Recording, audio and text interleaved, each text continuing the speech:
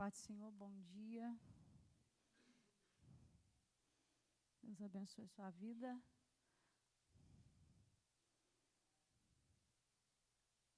Temos que depois de rever como está a situação do relógio, que não está funcionando, né? Mas o nosso relógio de oração está funcionando? Deixa eu fazer aqui uma pequena pesquisa.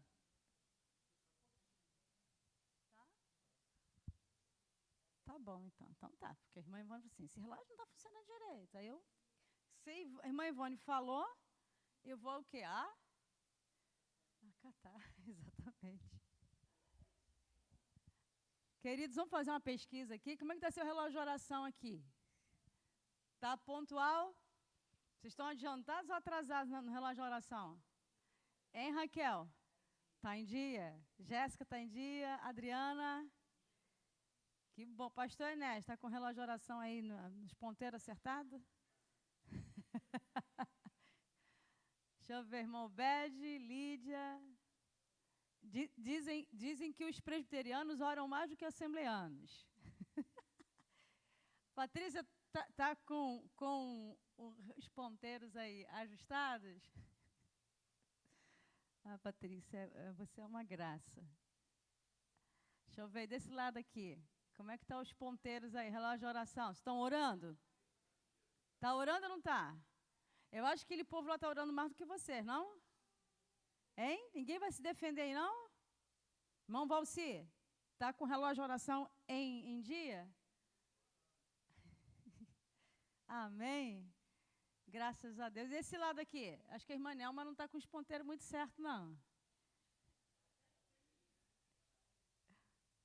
Irmã Vani, tudo certo?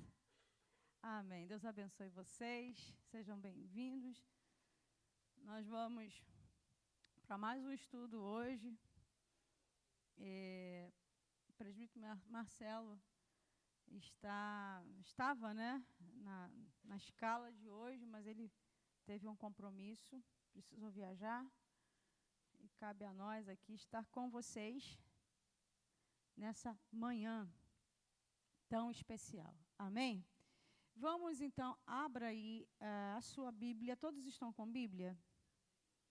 Bíblia, para estudar tem que ser com Bíblia na mão, entendeu? Não dá para estudar com smartphone, não.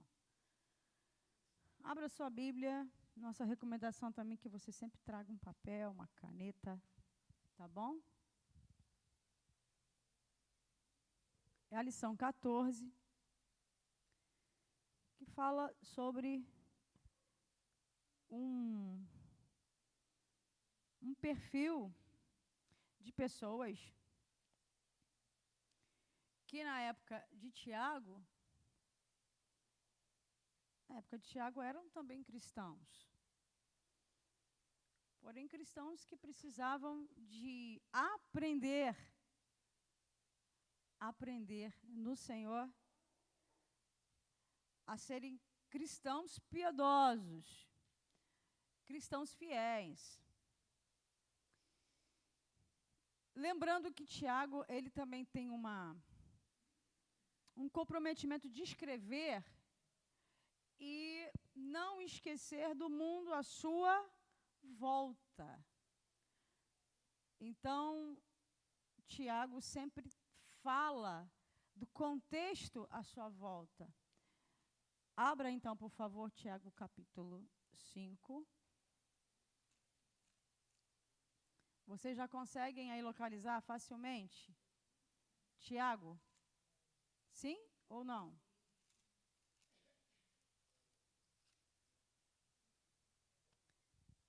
Tiago, capítulo 5.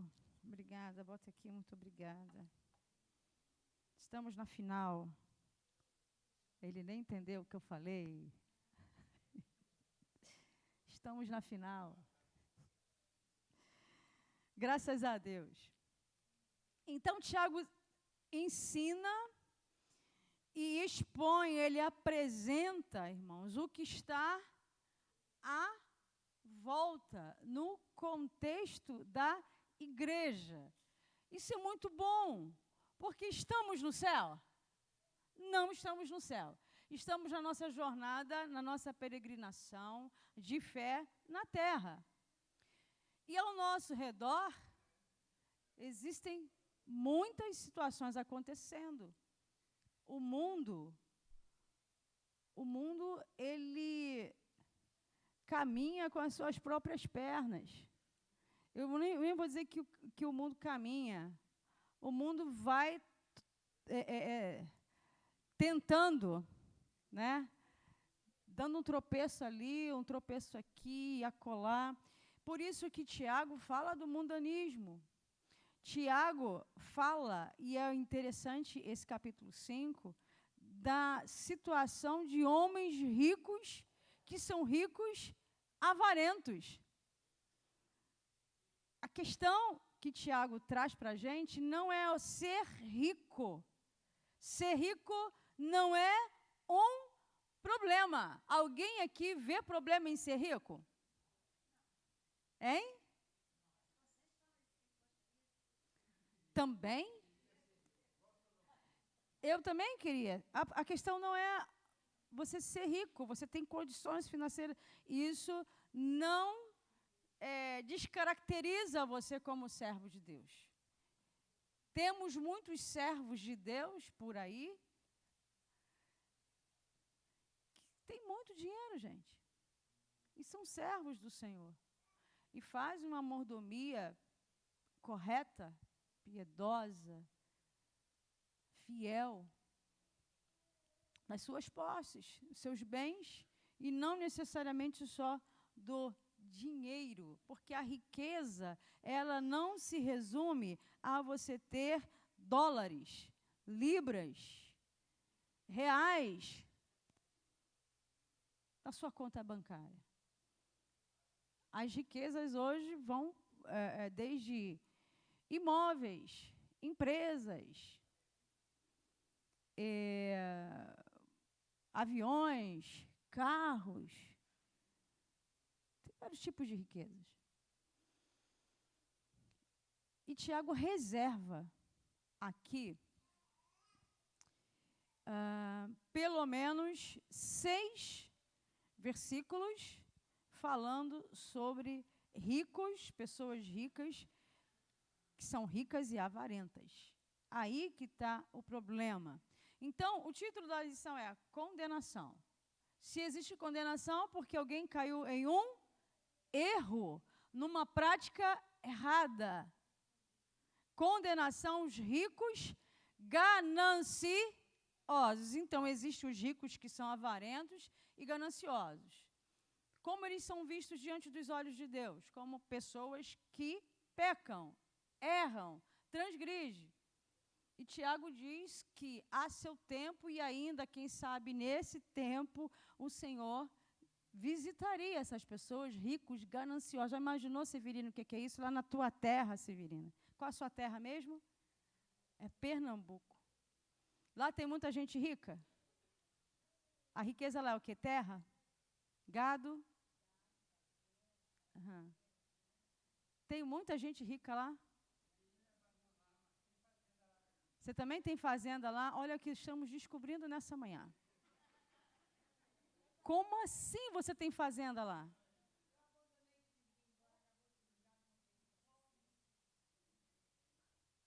Vamos abrir uma congregação lá.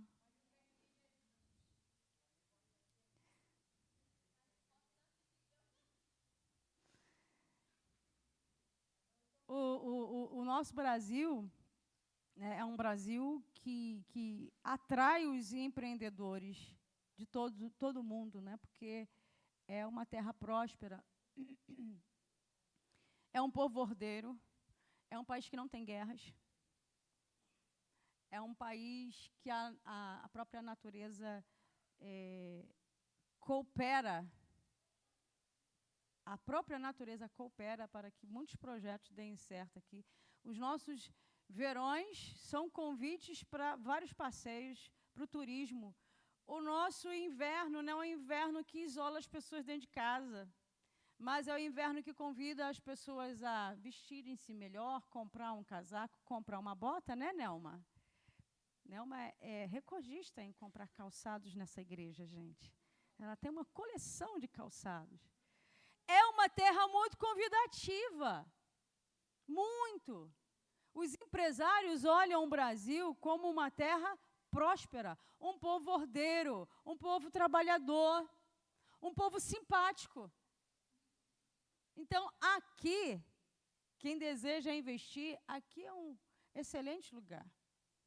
Então, por que não a gente não pensar num país rico, com crentes ricos, com cristãos ricos? Quem sabe ao longo aí do tempo, fomos ensinados a não pensar em empreender. Mas nós precisamos pensar em empreender. Nós precisamos educar os nossos filhos, ensinar os nossos filhos que existe esse caminho do empreendimento. Nossos filhos precisam pensar em ser empresários, investir no Brasil, oferecer trabalho, abrir empresas. Tem o seu ônus? Tem o seu ônus. Tem lá os seus impostos? Sim. Mas a ideia ou o princípio da fé, melhor dizendo, não entra em choque quando você tem riquezas materiais. É um primeiro ponto que eu quero colocar para vocês. Os judeus, pela sua... eles têm uma fama, né, de serem trabalhadores, empreendedores e saberem fazer dinheiro. Alguém faz dinheiro? Algum ser humano faz dinheiro? Algum ser humano faz dinheiro? O dinheiro ele não é feito num passe de mágica. Precisa de quê? De trabalho. Os judeus acordam 4 horas da manhã, irmãos. A tendência deles é acordar cedo, fazer suas meditações, trabalhar. É o que a gente fala, correr atrás do prejuízo. Mas ele acha que eles nem sabem o que é prejuízo. Então, na nossa educação, nosso posicionamento diante da vida, trabalhar, empreender, semear, fazer o melhor, fazer com excelência, a melhor matéria-prima, o melhor acabamento, o melhor tempero, a melhor aula. Quem é um professor sempre dá a sua melhor aula, com excelência. Quem dirige, quem é um condutor de veículo, ser um excelente condutor de veículo e não pensar também na sua vida toda ficar dirigindo veículos. Eu acredito que essa casa, essa igreja, é uma igreja que incentiva muito que vocês estudem, dê um passo a mais, subam degraus, se especializem. Quem tem a sua graduação, se especializa, faz um curso para agregar valor ao seu currículo. Só que a gente esbarra em dificuldades, adversidades, isso é normal, e desistimos.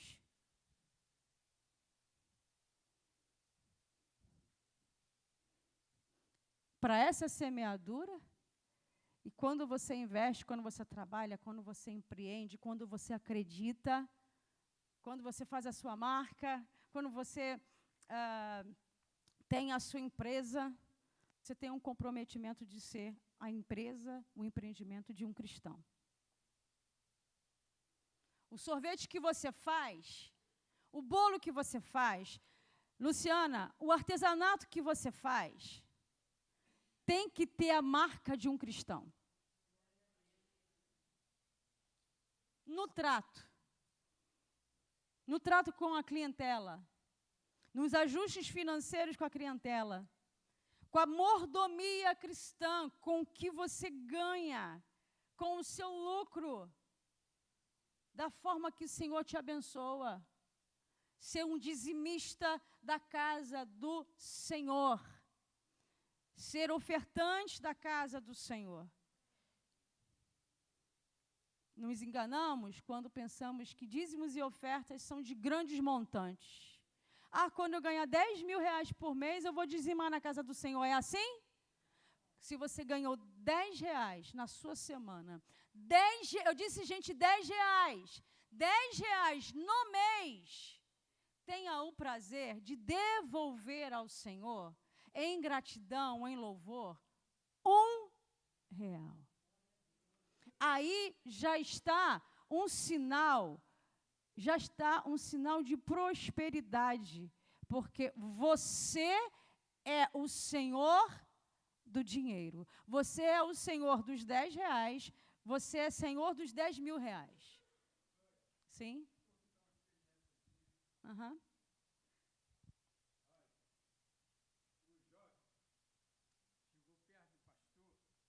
Um jovem chegou perto do pastor e disse: pastor, ora por mim para Deus me dar um emprego bom e eu vou ganhar bastante dinheiro e vou ser um dizimista fiel.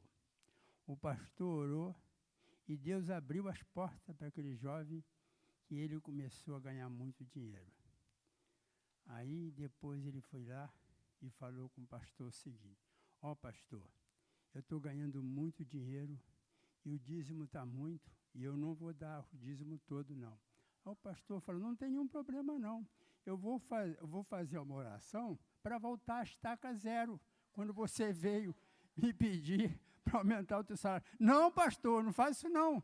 Pode deixar então, pode deixar que eu vou continuar sendo dizimista fiel. Esse assunto é um assunto precioso.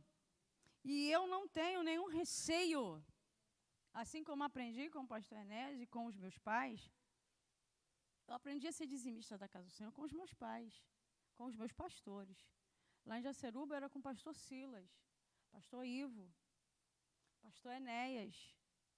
Eu aprendi a devolver, eu aprendi a me relacionar com o dinheiro, com a mesada. Gente, posso contar um segredo para vocês?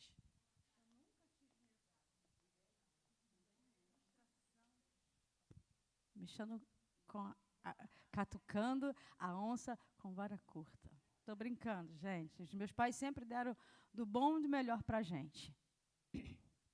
O bom e o melhor. Com muito sacrifício. 5 filhos, gente, 5. Não era umzinho, não. Sempre do bom e do melhor. Fazia prestação na Sapasso pagar em 24 vezes, mas todo mundo ficava com um sapato novo. Final de ano. Material escolar, roupa, entendeu? O pastor Enés só veio a ter um carro.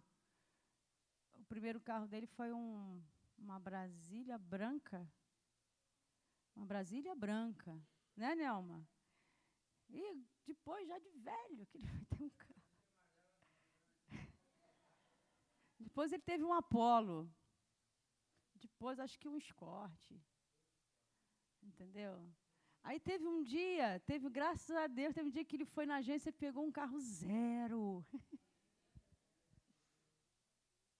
E por que não? Não pode um carro zero? Porque ele trabalhou a vida dele toda. Trabalhou a vida dele toda. Não ficou rico. Ainda vai ficar. Mas aprendi com os meus pais e com os meus pastores muita coisa boa, gente. Aprendi muita coisa boa em Jaceruba. Lá na igreja no meio do mato. Porque os princípios estão na cidade, os princípios estão lá na roça, no interior, os princípios não estão relacionados à conta bancária ou a nível de escolaridade. Vamos ver pessoas indoutas e até, quem sabe, analfabetas, com princípios cristãos que ele não vai abrir mão de jeito nenhum.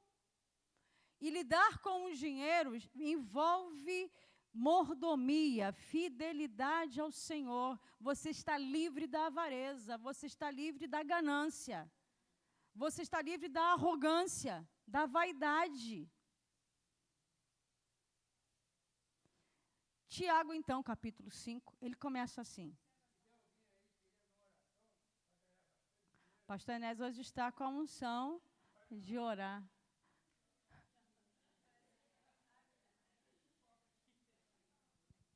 Eu ia falar que o dízimo não é quando sobra, não. Tem que ser o primeiro a ser tirado. Não, porque tem pessoas, irmãos, né, que dizem assim, não dei o dízimo esse mês porque não sobrou. Não é assim. Recebeu lá seu pagamento, agora ninguém nem recebe, ele deixa lá no banco e faz Pix, né? Faz logo o seu Pix lá de dízimo para a igreja. Depois o resto você gasta, o que sobrar é seu. O primeiro é do Senhor. É isso mesmo.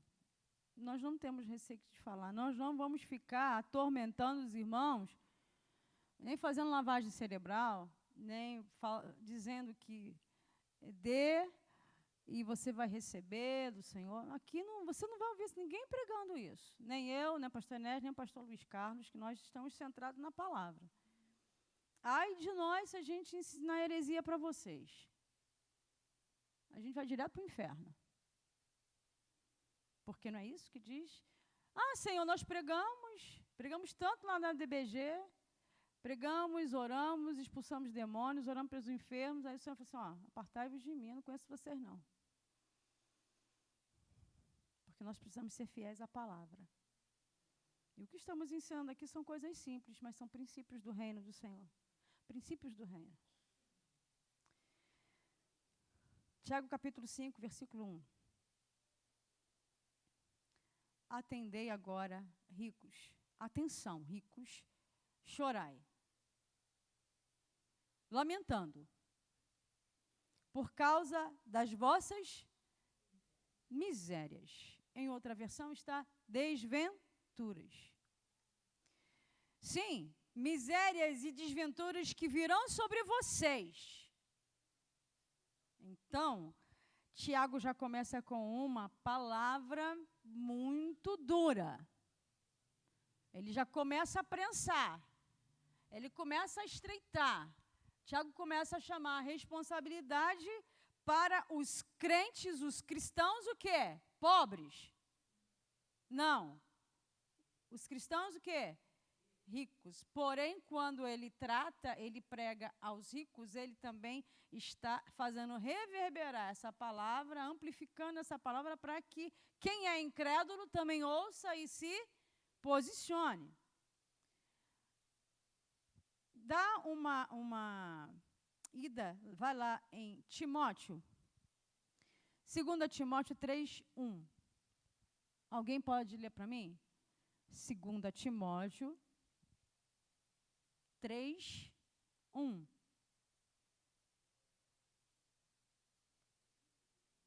Na Bíblia de Genebra, como está?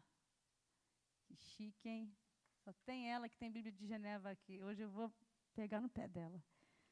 Quem tem Bíblia de Genebra aqui na igreja, irmãos? Quem? Patrícia.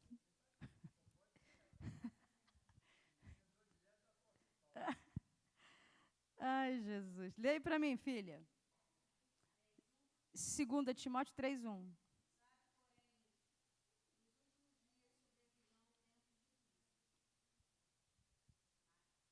Sim.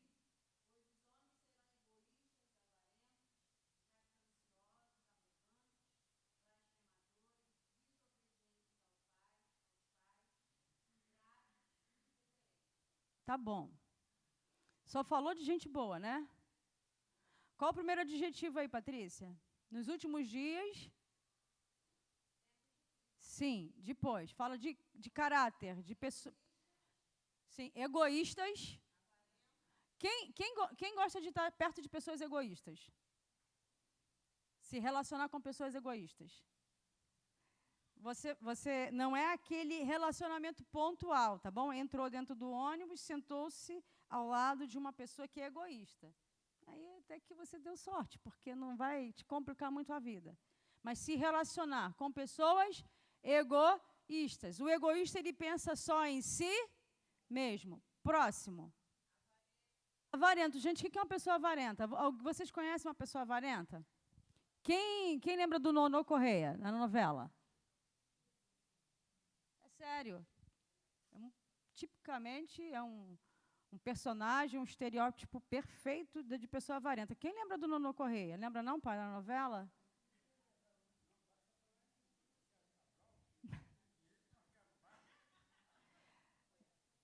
Esse é o corrupto, né? O Nonô Correia, ele botava cadeados aonde?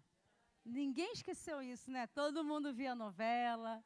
É bom, né? Aquela novela naquela época era interessante. Pessoa avarenta que ela tem um vínculo com o dinheiro, ela tem um vício pelo dinheiro, ela tem um amor pelo dinheiro, uma sujeição. Todos os seus atos, todos os seus pensamentos, seus relacionamentos giram em torno do quê? Do dinheiro.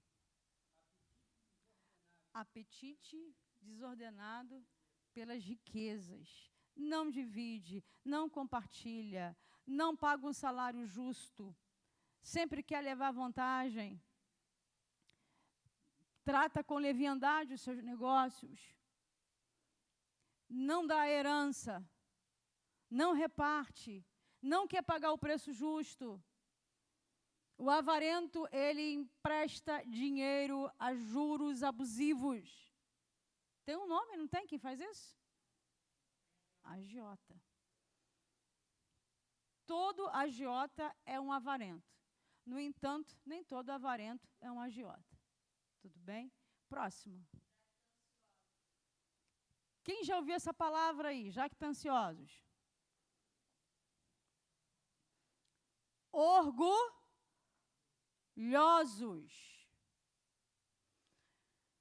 Orgulhosos. Eu faço, eu tenho. Eu comprei. Eu fiz, eu paguei. Consegui sozinho. Méritos meus. Como é que é o nome disso, irmãos?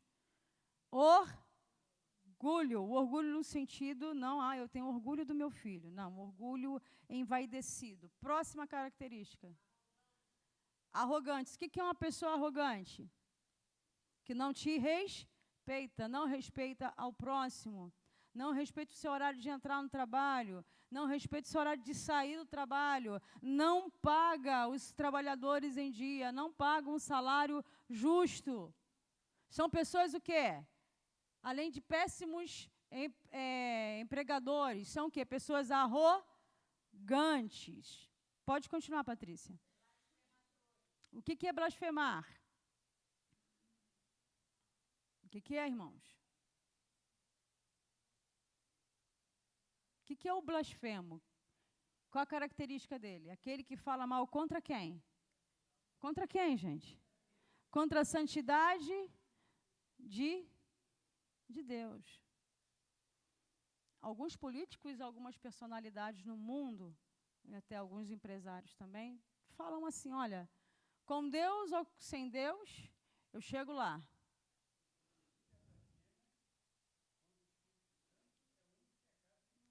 Não tem perdão.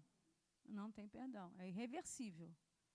Mas muitas personalidades, muitas pessoas ricas, muitos milionários já disseram publicamente, não preciso de Deus. Sim. Esse nem Deus o que é? Afunda.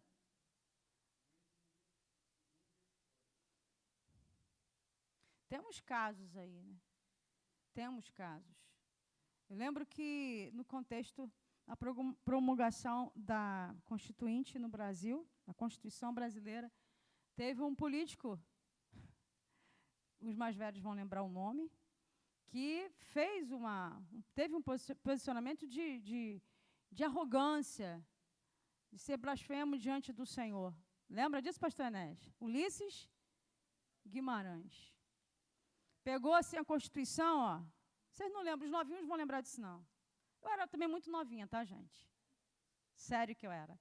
Ele pegou assim a Constituição e falou o quê? Essa aqui, nem Deus o quê? Nem Deus mexe. Essa aqui é soberana. Como ele morreu? Vocês sabem? Acidente de helicóptero, até hoje não acharam os seus restos mortais. Pode continuar, Patrícia. Mães se manifestem. Isso vocês sabem, né? Não, o meu filho não é um blasfemo, mas é desobediente. Mas a obediência aqui tem um grau, uma severidade maior. É aquele que afronta o pai. Quantos filhos de empresários têm matado os seus pais para ficar com o quê? Com a herança. Quantos filhos, ao receber a herança, joga tudo pelo ralo? Porque, quem sabe, recebeu um conselho dos pais e não deram crédito. Acabou, Patrícia? Ingratos. Não corro o risco de estar nessa lista, hein? Misericórdia, hein? Nos últimos dias sobrevirão dias difíceis. E pessoas o quê? Ingratas, aquelas que nunca se posiciona, se lembra para agradecer primeiramente a quem? A Deus. Acabou, Patrícia? Misericórdia. Não vai acabar essa lista, não? O que é o irreverente? Vou dar um exemplo coletivo de irreverência, tá? Não de uma pessoa irreverente. Nós temos visto nos últimos anos a passarela do samba como um lugar público da irreverência, da blasfêmia. Porque eles estão levando para a passarela, para os sambas, para as letras do samba, para as apresentações da escola de samba, estão levando a figura do quê? Do Cristo. Estão profanando. Isso é irreverência. Isso é pecado. Acabou, Patrícia? Não, vamos parar por aí. Por quê que eu levei vocês lá na segunda carta de Paulo a Timóteo? Porque nesses últimos dias é um sinal, existe com clareza a possibilidade de você ver testemunhos tão ruins assim, condutas tão ruins, tão negativas. Tiago, capítulo 5, vamos voltar para lá, fala de ricos avarentos, ricos arrogantes, ricos gananciosos, passam por cima de qualquer pessoa, não respeitam ninguém, não respeitam os seus empregados.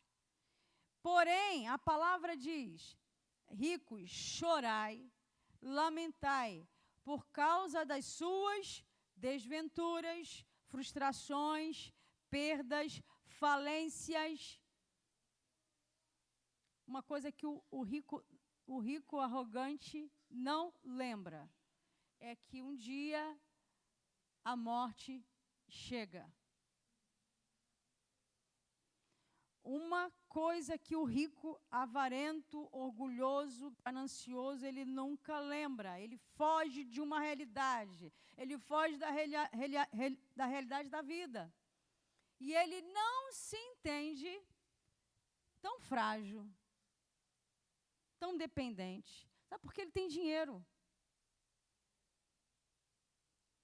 Por uma lógica, Ivonilde, quem ora mais?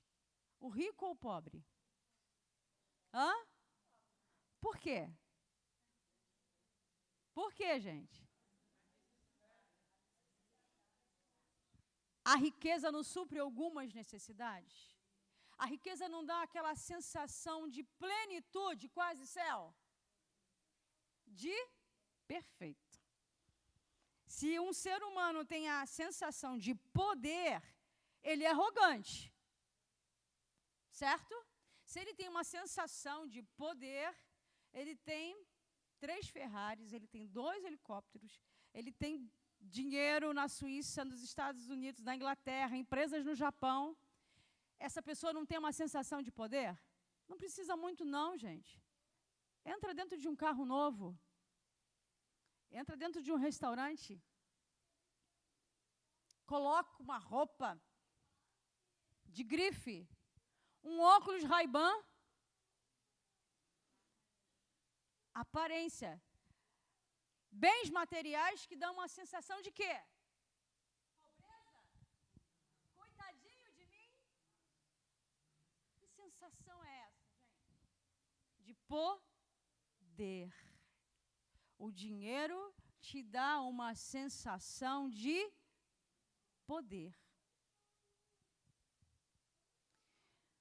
Só que Tiago está dizendo assim, ricos, vocês precisam chorar, vocês precisam lamentar.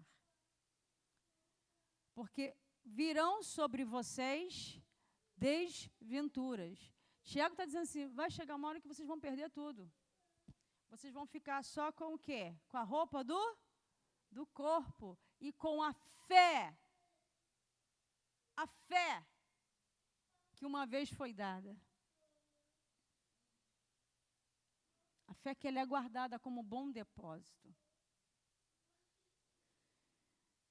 Versículo 2. As vossas riquezas estão cheias de corrupção. É uma riqueza contaminada. É uma riqueza manchada de sangue. É uma riqueza que ela só acontece, ela é só possível porque houve uma mão opressora sobre o pobre. No Antigo Testamento, nós temos claramente textos que falam dos ricos, dos tiranos, que levantavam a sua mão, faziam governos, escolhas para oprimir o pobre. E existe uma lógica aí muito triste na sociedade, que enquanto houver os pobres consumidores, os ricos manterão as suas riquezas em dia. Versículo 2. As vossas riquezas estão o quê? Cheias de corrupção. E as vossas roupas finas serão comidas de traça. Olha a palavra de Tiago. Versículo 3. O vosso ouro e a vossa prata foram gastos, se desfizeram com o quê? Ferrugens. E a sua ferrugem há de ser por testemunho contra vocês mesmos. E há de devorar como fogo a riqueza de vocês e as vossas carnes. Tiago vem falando de sabedoria, o pecado da língua. Tiago vem falando sobre a autoconfiança do homem, que foi a última lição dada pelo pastor Josué, que nós não podemos bater o pé firme e dizer assim, amanhã eu vou fazer e pronto, não é isso? Sempre temos que depender de Deus para tudo que vamos fazer. Se Deus assim permitir, faremos. Essa foi, em suma, a lição do domingo passado. Então, já algumas aulas, a gente vem aprendendo de Tiago lições sobre sabedoria. Não fala mal do seu irmão, cuidado com o pecado da maledicência, peça ao Senhor sabedoria do alto, alegrai-vos nas provações, não é isso? Alegrai-vos quando vocês forem ser provados pelo Senhor. Diferente, no capítulo 5, Tiago vem com uma grande o quê? Exortação aos ricos avarentos. E ele inicia assim pedindo algo muito, muito difícil. Porque o rico não chora, gente. O rico não chora, o rico não pranteia. O rico é muito ocupado com a sua riqueza. E o pobre é ocupado com o seu trabalho. E quando é, aí a proposta de Tiago, que haja abatimento, que haja confissão, que haja arrependimento desses homens.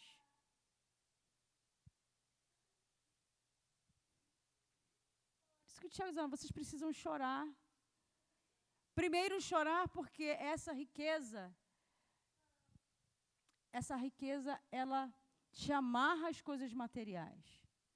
Então, eram pessoas, cristãos, que precisavam de quê? De restauração. Segundo, Tiago diz assim, comecem a chorar, porque nos últimos tempos virão dias difíceis. E tudo que vocês têm vai desaparecer.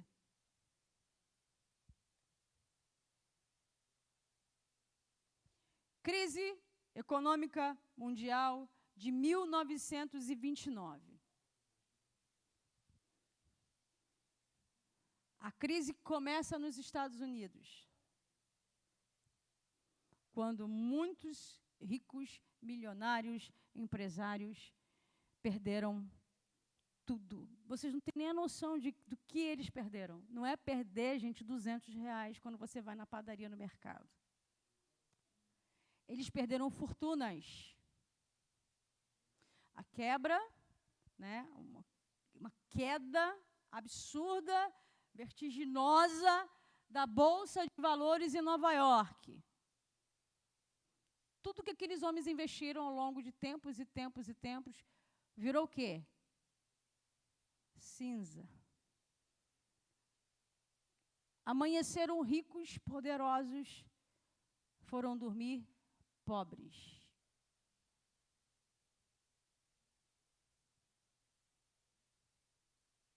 Pobres. Aqueles que não tinham o mínimo de equilíbrio, família, fé, apoio da igreja, chegaram na janela lá do 12º andar, 24º andar, e tiraram as suas próprias vidas. Foi. Confiscou. Confiscou. Então, riqueza. Gente, riqueza, dinheiro, bens materiais são bens que trazem benefícios. Mas o grande desafio para o homem é não deixar-se estar sob o governo do dinheiro. É um grande desafio. E agora não vou nem falar em grandes riquezas, porque parece que a gente está falando de uma coisa à parte. Mas o crente precisa saber gerir o que tem. Uma das grandes necessidades da igreja, de conversa na igreja, de ensino na igreja, é sobre disciplina, gestão financeira. Gestão financeira. Porque senão a gente entra dentro de um buraco. Um buraco chamado cartão de crédito. Um buraco chamado, um abismo chamado empréstimo por consignação. Vai tirando a tua paz. Especialmente os idosos, que é o tempo do descanso, do desfrute. Aí vem essas artimanhas, gente, são artimanhas. Banco, instituições financeiras, não são instituições de caridade. Ah, que bom. Peguei um empréstimo, deixaram eu pagar 36 vezes. Você foi iludido. Eu sinto muito falar isso. Claro que em algumas necessidades, mas nas suas necessidades, converse com pessoas entendidas, converse com seus filhos, converse com a sua família, converse com seu marido, converse com seus pastores, porque dentro de situações, opções tão ruins, pastor, existe a menos ruim. Vocês entenderam o que eu falei? Numa urgência, no SOS, imagina, passou por uma situação atual, precisa com urgência de R$2.000. Aí sai desesperado, né? Passa ali no BMG, famoso o quê? Mas por que isso desatina? Orou?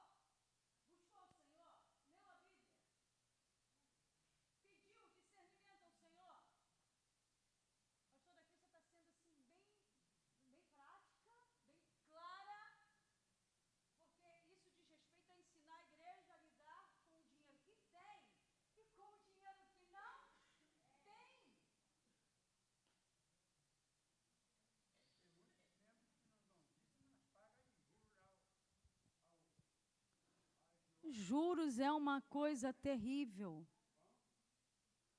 Juros é uma coisa terrível que tira o seu sono, tira o galeto de cima da sua mesa, tira o dinheirinho do final de semana para comer uma pizza, tira o dinheiro do seu remédio. Gente, isso é sério. A gente acaba usando uma coisa mais leve, uma piada, mas é sério. Porque o mundo, o espírito do mundo é esse, opressor. O espírito de avareza.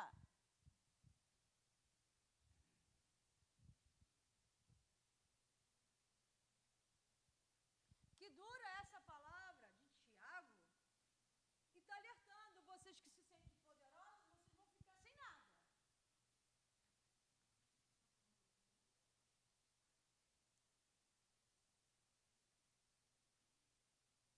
Uso uma expressão aqui, um exemplo simples. Lindas roupas, comida de graça. Um bichinho pequenininho, não é? É ou não é? Não estou falando aqui de gafanhotos, não. Gafanhotos até é uma figura interessante, é usada lá no Antigo Testamento, que é o devorador. Não existe, enquanto figura de linguagem, não existe uma aplicação positiva para gafanhoto. É um negócio ruim. Aqui é traça. Um negocinho pequenininho. Que quando você olha lá no armário, já destruiu tudo. Que nem cupim. São insetos, né? Destruidores. Acho que sim. Destruidores.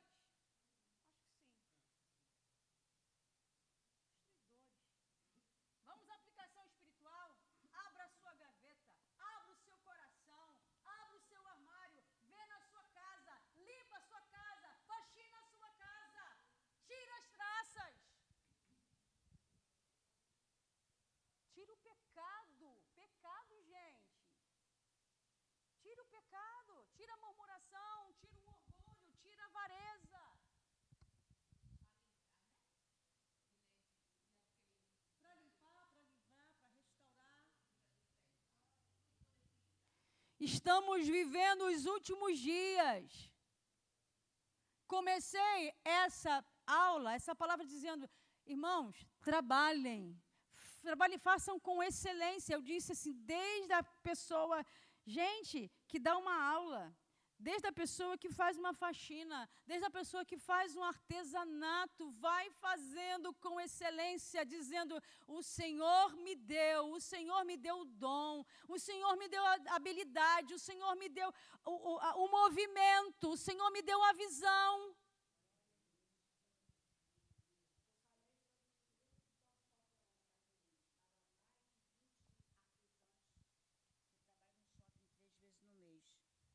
E aí tinha pessoas reclamando, né, da vida. Eu falei, gente, agradece ao Senhor que Ele que deu esse talento para nós.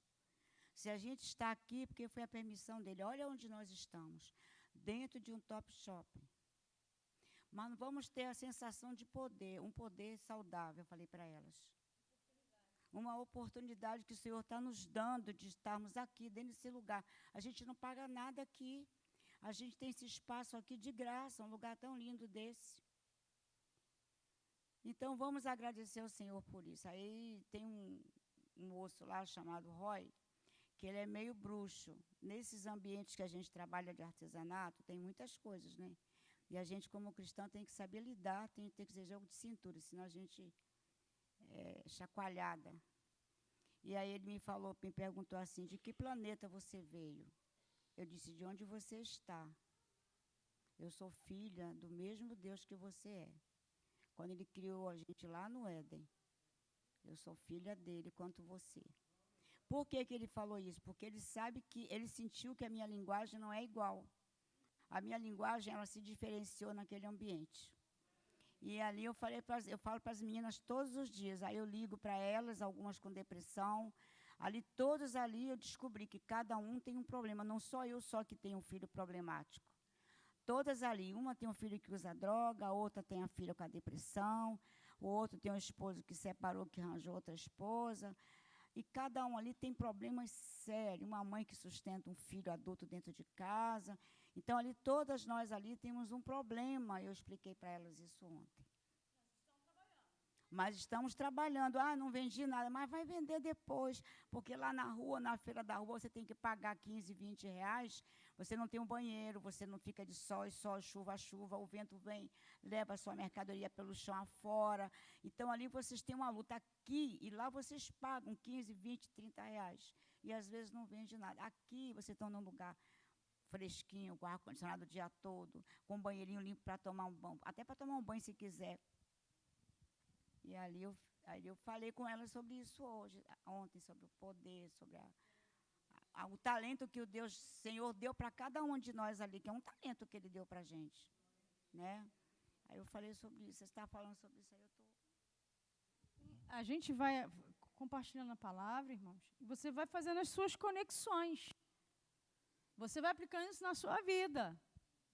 Tem hora que a aplicação é coletiva, tem hora que a aplicação está mais no âmbito da nossa espiritualidade, mas abre um parênteses e ainda falo. Para o crente não tem essa coisa assim, olha, essa divisão não. As coisas espirituais e as coisas seculares. Não, nós somos num todo.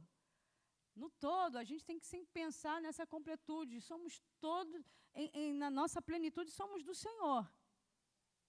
Mas, à medida que a gente vai compartilhando a palavra, ensinando, que a riqueza pode ser um perigo.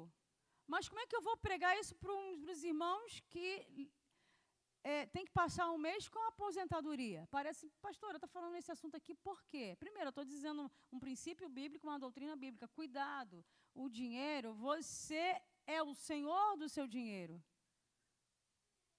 O Senhor te chamou para governo. E lá em Mateus fala isso com muita propriedade. Onde está seu coração? Nas riquezas? Cuidado. Você não pode ter, inclusive, dois senhores. O Senhor e Mamon. Era um ídolo. Mamon era um ídolo. Que Jesus faz uma comparação ali. Faz uma aplicação. Então, veja bem, eu conheço praticamente aqui o rebanho. Eu sei quem é aposentado. Eu sei quem é motorista. Eu sei quem trabalha em fábrica. Não é isso? Então, estou incentivando a vocês a melhorar, a tornar mais bíblico, a melhorar, a fazer uma gestão mais bíblica, mais devocional e mais inteligente da sua renda. Seja ela um salário mínimo, seja a sua renda 5 mil reais, ou seja, uma mesada. Vamos olhar isso com mais carinho, vamos tratar isso, o que o Senhor nos concede, com mais inteligência, irmãos. Aonde você vai aplicar o seu dinheiro? Não esquecendo, não se omitindo de uma prática cristã, de uma prática bíblica, de um princípio, melhor dizendo, bíblico, que é você devolver ao Senhor. Você devolver ao Senhor a parte que lhe cabe. Versículo 4. Eis que o salário dos trabalhadores que ceifaram os vossos campos e que por vós foi retido como fraude. Esses homens, esses ricos eram fraudulentos, não pagavam os seus trabalhadores.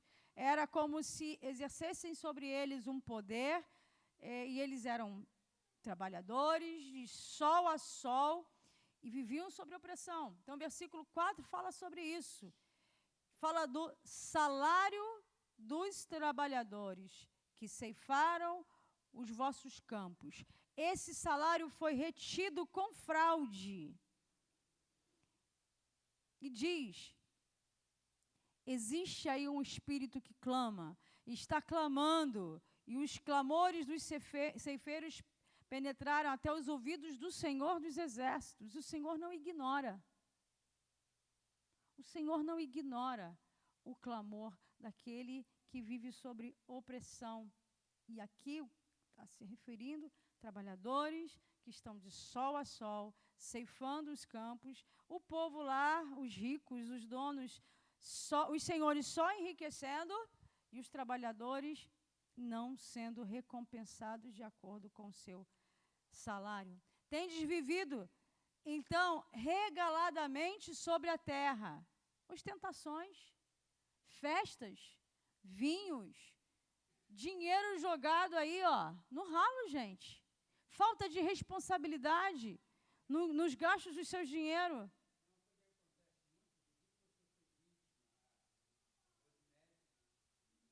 Sim. Não tem. Não tem. Tivemos casos aqui de irmãos, até o irmão Jorge Carneiro hoje não está presente, trabalhou numa empresa há mais de 15 anos. Aí o patrão assim, pode ir embora para casa, você não é mais meu funcionário. E não recebeu um centavo até hoje. Até hoje. Aonde está essa pessoa, esse empresário? Por aí, de boa.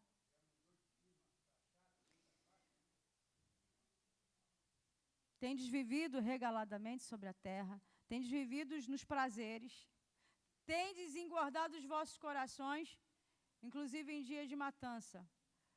Esses ricos aqui faziam festa quando havia guerras e matança. Nós vamos, daqui a pouco, encerrar, por causa do horário, mas eu quero ainda compartilhar com vocês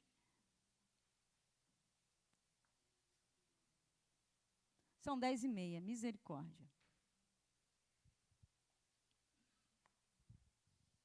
Vocês querem fazer alguma pergunta? Alguém quer fazer uma pergunta? Algum comentário? Alguma participação?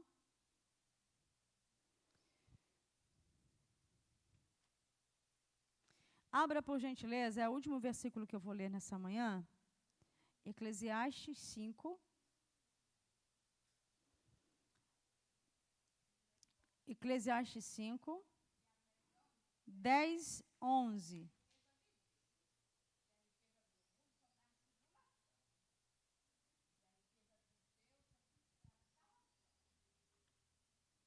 Abriram? Eclesiastes 5, versículo 10, versículo 11. Quem abriu, por gentileza, pode ler para mim?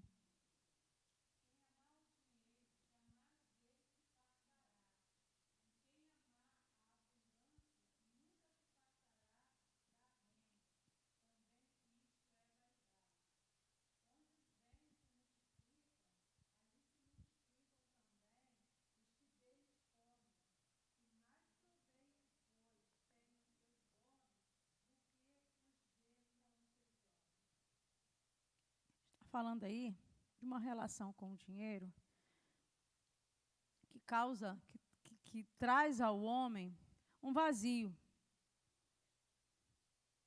Lê de novo, Nelma, bem devagar. Quem amar o quê? Dinheiro.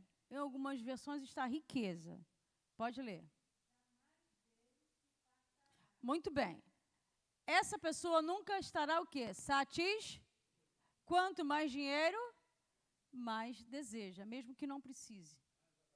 Mais avareza, mais ganância, mais arrogância, mais vaidade, mais ostentação.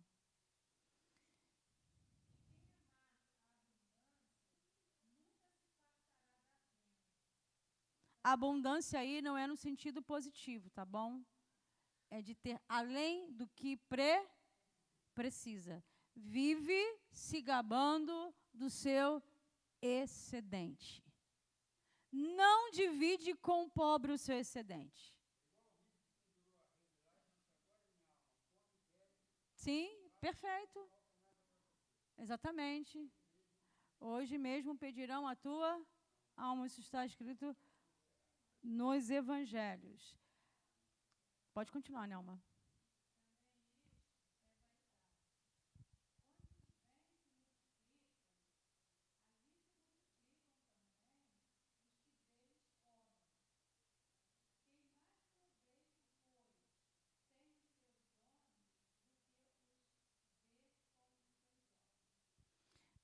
Essa passagem está num livro que fala sobre sabedoria.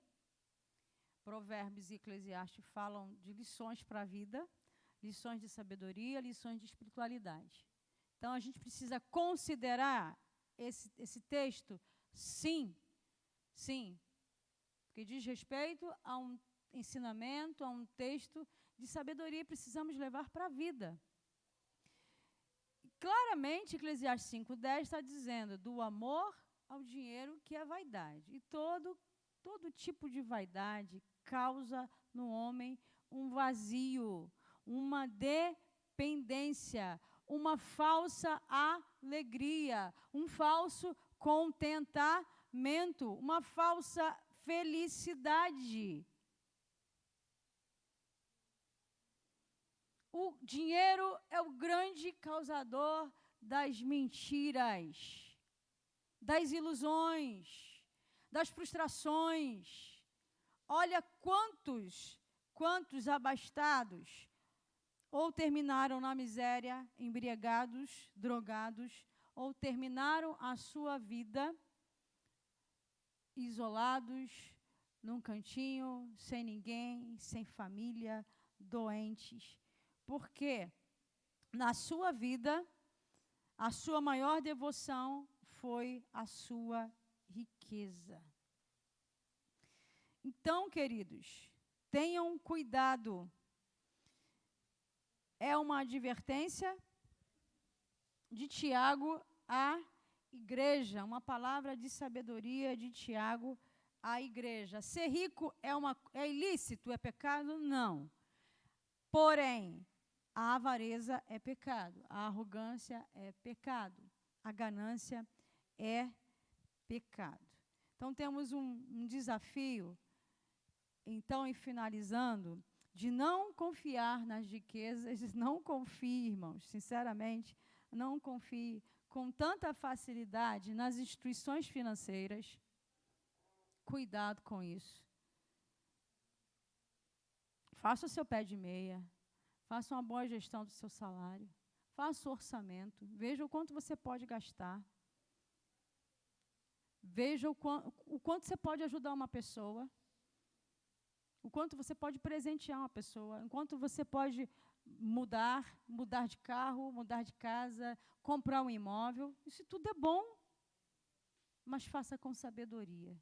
Você que é trabalhador, que é empreendedor, que o Senhor te abençoe.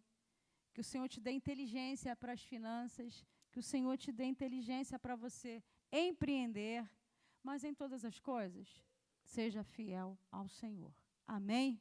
Vamos nos colocar de pé. Vamos orar.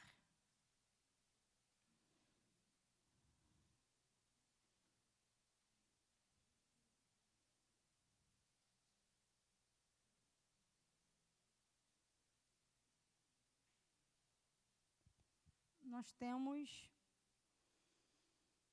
20 minutos. As crianças vão fazer alguma apresentação? Procurem saber para mim, por favor. Então tá bom. Então não vão fazer a apresentação. Nós vamos orar agradecendo ao Senhor por esse momento de estudo da palavra. Amém? Depois nós vamos fazer algumas considerações, alguns anúncios importantes. E ainda teremos uma oração final. Vamos orar pelos nossos irmãos que estão enfermos. Temos nossas preocupações com alguns irmãos. Tem algum aniversariante nessa semana? Gente, que vergonha que eu passei agora.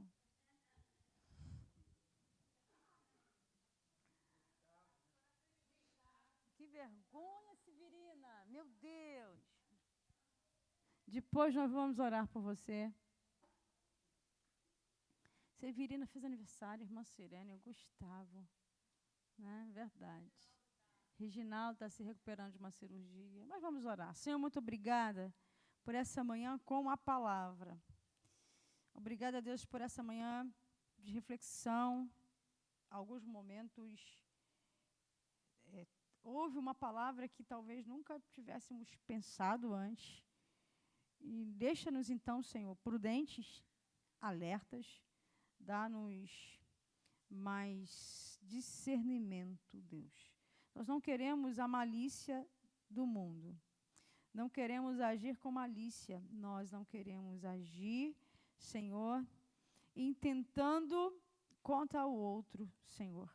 Mas queremos semear com fidelidade, te oferecer as primícias, trazer o bem-estar para a nossa família, para os nossos filhos, Senhor, edificar as nossas casas, fazer com que os negócios e empreendimentos dos teus filhos possam ter prosperidade. É isso que nós precisamos, mas que em todas as coisas possamos levar, Senhor, para o nosso trabalho.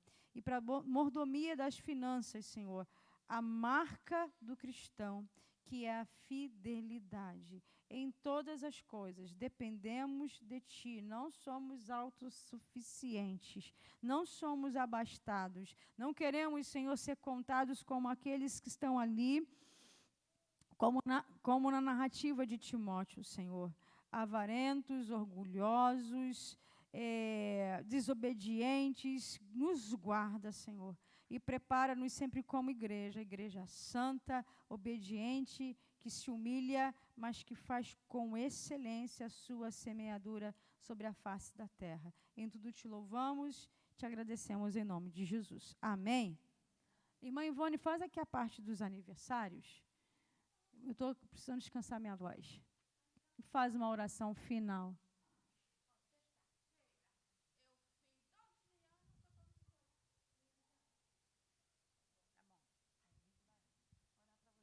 Continuar te abençoando, tá?